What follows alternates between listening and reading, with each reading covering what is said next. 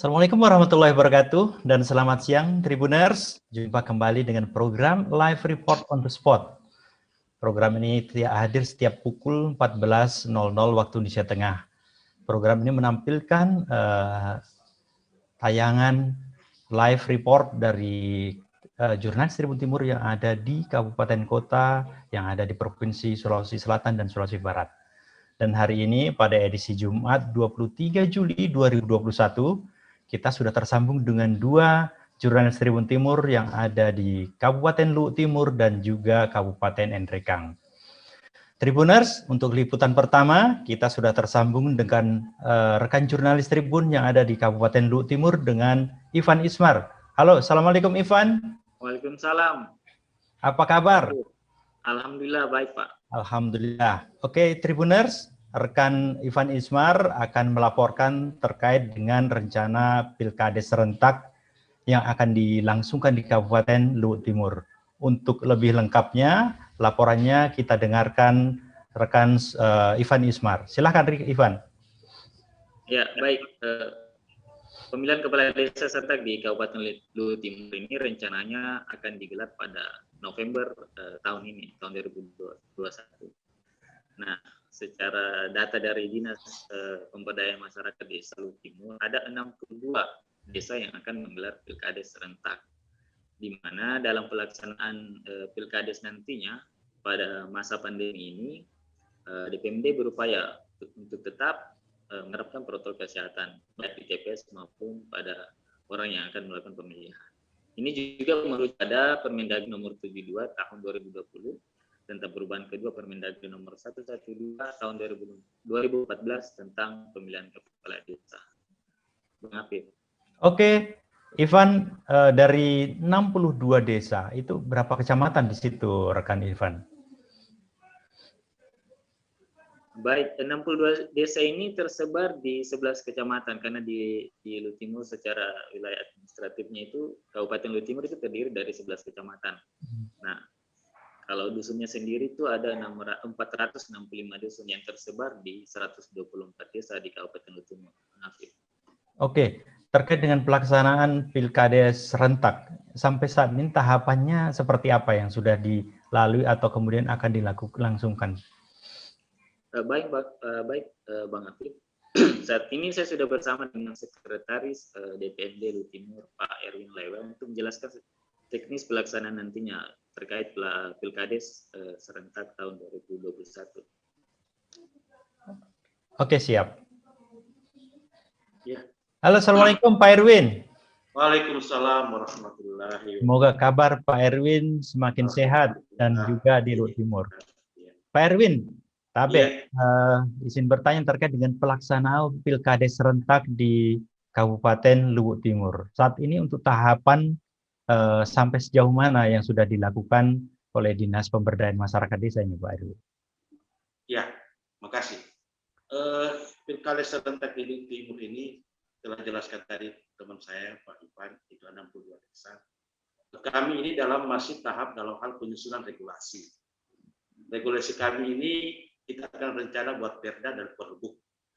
Perdanya alhamdulillah sudah dibuat 2 minggu kemarin, dan tindak lanjutnya dari perda ini adalah perbuk, peraturan bupati. Perbuk ini hadir karena ada petunjuk-petunjuk teknis yang kita harus buat karena menyesuaikan dengan kondisi kearifan lokal Kabupaten Luwu Timur. Kami banyak pengalaman kemarin, banyak hal kondisi-kondisi yang tidak terduga oleh kearifan lokal di Luwu Timur, sehingga perbuk ini hadir untuk melengkapi peraturan daerah yang kami telah buat. Alhamdulillah perbuk ini dalam proses penyusunan, mudah-mudahan di Agustus ini sudah terbentuk. Jadi tahapan insya Allah kami mulai di bulan September. Di tahapan di September, dan kami rencanakan di bulan November itu adalah hari H penusukan Pilkades serentak di Kabupaten Luwu Timur. Ya, seperti itu. Baik, terima kasih Pak Erwin. Terkait dengan pelaksanaan dan mungkin tahapan, untuk yang paling dekat sendiri, termasuk untuk kayak pendaftaran calon, kapan kira-kira itu bisa dilakukan itu Pak Erwin? Terkait bisa diulang? Tabe terkait dengan mulai pencalonan calon kepala desa untuk mulai mendaftar, itu kira-kira tahapannya mulai bulan berapa? Bulan Agustus ini atau masih bulan September ke depan ini, Pak? Ya, penjaringan dan penyaringan itu kami rencanakan di bulan September. Situ adalah proses seleksi berkas administrasi sebagai bakal calon pilkades. Ya, insya Allah itu kita mulai di bulan September. Ya. Oke, baik Pak Erwin. Terkait dengan pelaksanaan dan juga tahapan, harapan mungkin yang diinginkan dari Dinas Pemberdayaan Masyarakat Desa terkait dengan masyarakat ataupun calon seperti apa, Pak? Ya, harapan kami sebagai Dinas PMD yang selaku pembina pemerintah desa, kami harapkan adalah dengan hadirnya pilkada serentak ini, kami harap menghadirkan seorang pemimpin kepala desa yang punya visi dan misi, lihat bagaimana desanya jauh lebih baik. Ya, kami harapkan seperti itu, dan kami harapkan juga sebagai warga desa yang melakukan pemilihan kepala desa betul-betul menentukan pilihannya adalah pemimpin kepala desa ke depan yang mempunyai kemampuan untuk mengolah sumber daya alam dan sumber daya manusia yang ada di desanya sehingga desanya lebih baik. Itu yang pertama. Tetapi yang lebih penting hari ini, karena kita dalam masa pandemi dan ini hal yang tantangan bagi kami akan melaksanakan pilkada serentak ini dengan tetap mengedepankan protokol kesehatan. Nah, seperti apa itu? Alhamdulillah kami ditunjang oleh anggaran yang cukup sehingga kesiapan untuk pelaksanaan pilkada dengan merujuk protokol kesehatan, insya Allah itu kami siapkan. Seperti apa itu? Kami juga dapat dukungan dari teman-teman kesehatan dan teman-teman panitia di desa. Jadi sangat diharapkan nanti bahwa pada saat pemilihan kepala desa, protokol kesehatan yang dicontohkan seperti di pilkada kemarin yang kami yakin itu cukup baik, semoga itu juga terwujud terwujud pada saat nanti pilkada tetap. Terima kasih. Baik, terima kasih Pak Erwin. Mungkin terkait dengan saya mungkin pertanyaan lagi terakhir. Kita tahu marak biasanya dalam pilkades mungkin juga adanya politik uang. Mungkin ada komentar Pak Erwin terkait dengan kondisi-kondisi seperti ini. Nah, ini juga yang menarik ini. Ya. Jadi banyak pertanyaan seperti ini ke kami. Apakah seperti ini di desa? Ya, kami juga tidak menutup mata bahwa seperti itulah terjadi kondisi di desa sekarang ini. Mungkin karena kenapa seperti terjadi itu karena mungkin banyak hal yang menarik seorang jadi pemimpin kepala desa. Nah, hari ini kami bagaimana mengendalikan seperti itu? Pertama, kami akan lakukan adalah seleksi yang sangat ketat. Seleksi yang ketat seperti itu adalah bagaimana dengan pendidikannya. Ya, kami ada pengalaman kemarin bahwa banyak ditemukan ijazah palsu, sehingga ini juga hal yang jadi perhatian. Terus bagaimana dengan money politik? Nah, ini juga yang menarik. Tetap kami berkoordinasi sama teman-teman keamanan, teman-teman LSM, teman-teman pers. Kami meminta tolong kontrol kami juga, tolong bantu kami kalau ada informasi seperti itu. Karena hal seperti ini kadang bisa diucapkan tapi tiada bukti. Sehingga kami sangat mengharapkan teman-teman LSM, teman-teman pers, tolong bantu kami untuk bagaimana mengedukasi masyarakat, mengedukasi calon pemimpin kepala desa. Tolong jangan bermain politik. Ya. Oke, terima kasih banyak Pak Erwin atas penjelasannya. Dan mudah-mudahan pelaksanaan pilkada serentak di Kabupaten Luwu Timur, utamanya di 62 desa di 11 kecamatan bisa berlangsung dengan lancar dan sukses. Terima kasih Pak Erwin sekali lagi. Dan terima kasih juga untuk reporter Irfan Yusmar yang telah melaporkan terkait dengan pelaksanaan. Irfan, mungkin ada satu pertanyaan terkait dengan pelaksanaan pilkada serentak. Apakah sejauh ini ada pengalaman yang telah dimiliki oleh Dinas BUMD dari Kabupaten Luhut Timur terkait dengan pelaksanaan pilkada serentak. Pengalaman pernah yang dilakukan terkait dengan pilkada serentak ini. Sebelumnya pengalaman yang sudah pilkada serentak yang telah dilakukan di DPMD Luhut Timur itu berjalan dengan baik atau dan lancar. Sempat ada terjadi kemarin ada desa di salah satu desa pemilihan suaranya sama atau draw, maksudnya kemarin yang disusun kembali oleh DPMD terkait bagaimana menentukan siapa sebenarnya pemenang ketika suara calon sama saat pemilihan seperti itu. Nah, kalau untuk anggaran pilkada tahun ini dianggarkan sebanyak 4,1 miliar, Bang Afif, untuk biaya pilkada serentak di Kabupaten Luhut Timur. Baik, terima kasih. Bang Afif. Siap, terima kasih rekan Ivan Ismar atas laporannya. Mudah-mudahan pelaksanaan sekali lagi pilkada serentak di Kabupaten Luhut Timur bisa berlangsung lancar dan terpilihlah kepala-kepala desa yang bisa mengemban amanah dan bisa mengembangkan desanya. Oke, terima kasih rekan Ivan. Selamat menjalankan kembali tugas Tribuners. Sebelum kita terhubung dengan rekan Wais yang ada di Enrekang, kita jeda setelah pariwara berikut ini.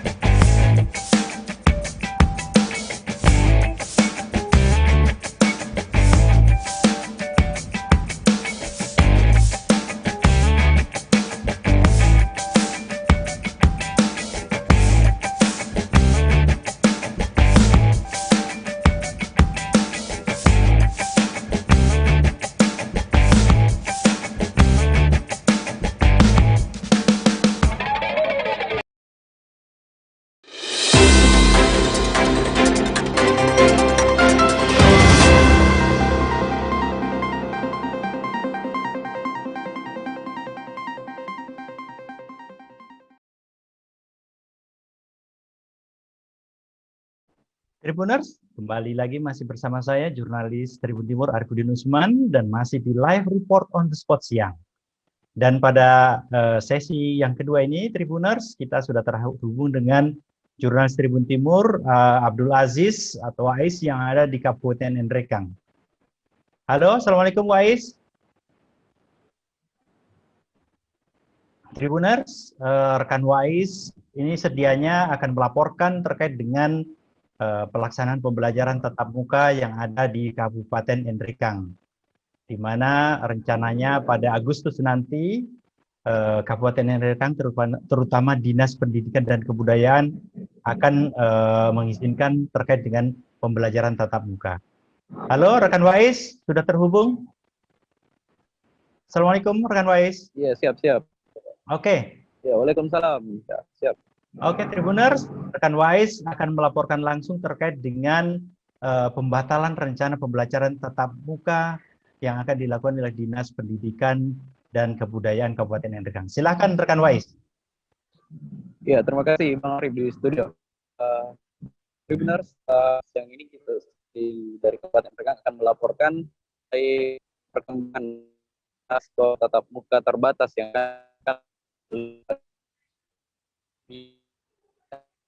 sekolah terbatas tersebut dilangsungkan pada awal Agustus bulan, dan rencananya awal pekan ini akan mulai lakukan sosialisasi terkait penerapan sekolah tatap muka tersebut di sekolah-sekolah. Akan melibatkan seluruh sekolah-sekolah yang ada di kabupaten, khususnya yang wilayahnya berada pada zona kuning dari sebaran virus COVID-19. Hanya dalam beberapa hari terakhir, khususnya kemarin dan hari ini, kami konfirmasi ke pihak Kepala Pendidikan dan Kebudayaan Enrekang menyatakan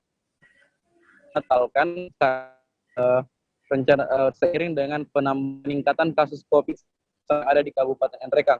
Sebulan dari sampai 2 bulan terakhir, Kabupaten Nrekang memang berada pada zona kuning. Namun dalam 2 hari terakhir, khususnya kemarin, ada tambahan 20 kasus baru di Kabupaten Nrekang yang bersih atau berefek pada naiknya status Kabupaten Nrekang menjadi zona orange. Apalagi dalam 2 terakhir, peningkatan kasus COVID-19 di Kabupaten Nrekang memang terus meningkat. Dalam hanya jeda 2 hari sudah ada baru yang meningkat. Hal itu membuat Nrekang naik zona orange dan mengakibatkan pembatalan dari rencana sekolah tatap muka di bulan Agustus yang digelar. Untuk lebih jelasnya terkait pernyataan pembatalan dari Dinas Pendidikan, ada kutipan wawancara kami dengan Kepala Dinas dan Kebudayaan Kabupaten Nrekang, Jumirdin SPDD.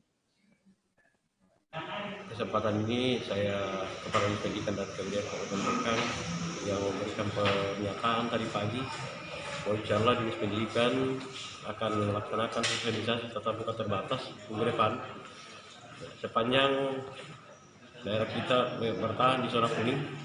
Tapi karena tadi pagi ada data dari Dinas Kesehatan yang mengatakan bahwa daerah kita sekarang sudah berubah dari zona kuning menjadi zona orange, maka sosialisasi tatap muka kita batalkan sebentar. Artinya rencana awal Agustus untuk melakukan tatap muka terbatas ini dibatalkan. Sampai kita sosialisasi, ada sosialisasi tatap muka. Maksudnya sampai zona berubah lagi jadi zona kuning. Jadi artinya kalau misalnya penurunan COVID, Dinas Pendidikan akan mencoba lagi melakukan sosialisasi tatap muka. Artinya semua rencana awal kemarin dibatalkan sementara, termasuk Perhub ditangguhkan. Karena itu kan berlaku untuk zona kuning. Jadi kalau sudah berubah zona dari kuning ke orange, maka secara otomatis atau Perhub itu tidak berlaku.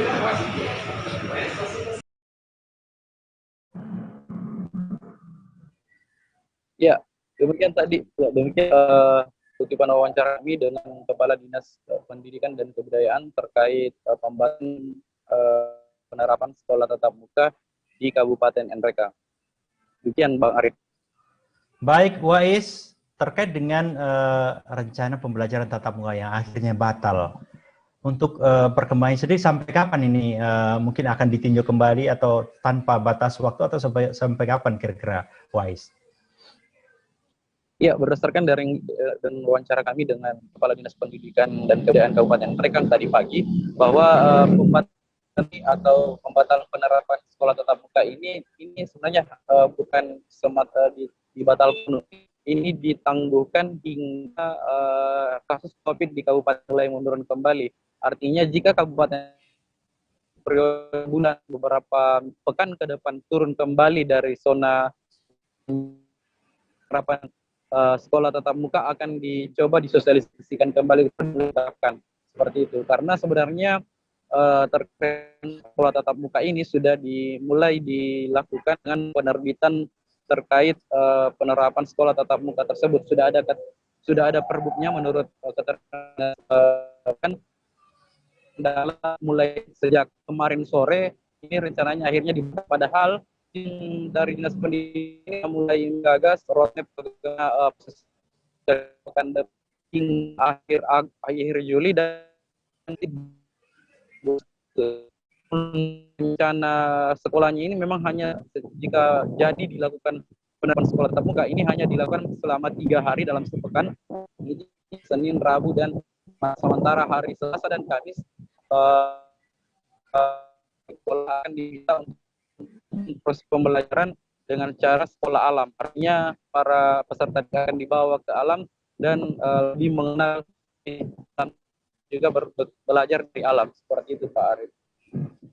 Baik, Wais, mungkin terkait dengan penjelasan Pak Jumardin, untuk pelaksanaan kalaupun nanti angka jumlah COVID menurun kembali dan pembelajaran tatap muka bisa dilakukan, ini akan dilakukan untuk semua jenjang pendidikan sekolah atau hanya mungkin pada tahapan sampai di sekolah dasar saja, atau bagaimana, Wais? Iya, jadi Dinas Pendidikan bahwa harapannya ini akan diterapkan di sekolah tingkatan SD dan SMP di Dinas Pendidikan dan Kebudayaan Kabupaten Ntreka. Jadi akan hanya saja kalian jika memang dalam peserta didik mengalami atau wilayahnya berada pada zona merah dalam hal COVID, maka ini peserta didik tidak diperkenankan, artinya tidak diperkenankan di sistem online. Baik, rekan Wais, terima kasih banyak atas laporannya. Mudah-mudahan jumlah pasien penderita COVID di Kabupaten Nrekang bisa turun dan pembelajaran tatap muka yang diharapkan oleh masyarakat dan juga oleh Dinas Pendidikan dan Kebudayaan Nrekang bisa segera dilakukan. Terima kasih Wais, selamat kembali bertugas. Ya, terima kasih Bang Arif. Tribuners, demikian tadi laporan live report on the spot dengan dua jurnalis Tribun Timur yang ada di Kabupaten Luhut Timur, Ivan Ismar, dan juga di Kabupaten Nrekang bersama dengan Abdul Aziz Wais. Demikian Tribuners, live report kita hari ini. Satu pesan tambahan, jangan lupa untuk terus tetap menjalankan protokol kesehatan, selalu memakai masker, menjaga jarak, dan mencuci tangan. Saya Arif dan Usman undur diri, sampai ketemu pada live report edisi berikutnya. Assalamualaikum warahmatullahi wabarakatuh.